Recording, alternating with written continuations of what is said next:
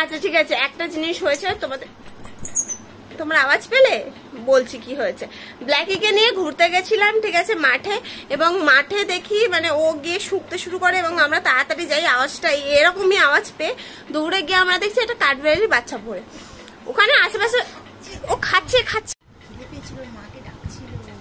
হ্যাঁ, ওর খিদে পেয়েছিল, ওর মাকে রাখছিল। আচ্ছা, ওকে আমরা নিয়ে অনেকক্ষণ ওর আশেপাশে দাঁড়িয়ে থাকি, কারণ আমাদের পাড়ায় প্রচুর মানে কুকুর, রাস্তার কুকুর, লোকাল মানে কি বলে স্ট্রিট ডগস ভর্তি আমাদের পাড়ায়, ঠিক আছে।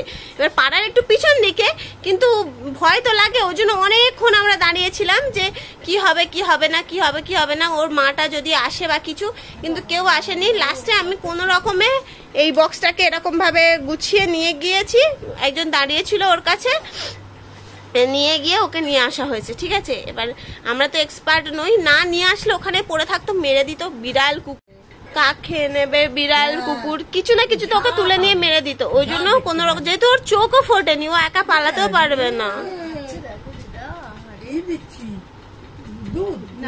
দুধ তো দিচ্ছি না, যদি পেট যদি খারাপ হয় তাই বিস্কুট দেওয়ার সাহস পাই, এই দুধ দেওয়ার সাহস পাইনি তো কোনো রকম। কি বলছো? হ্যাঁ, কি করে পড়ে গেছে, আর একটা লোকে মারিয়ে দিত, তবে সাইডে পড়েছিল বলে বেঁচে গেছে। তো সামাও মানে ওখানে ফেলে রাখলেও মরে যেত, ওই জন্য ওকে নিয়ে আসা, ঠিক আছে। আরে আমি কি অত রেডি ছিলাম যে কানে কিছু?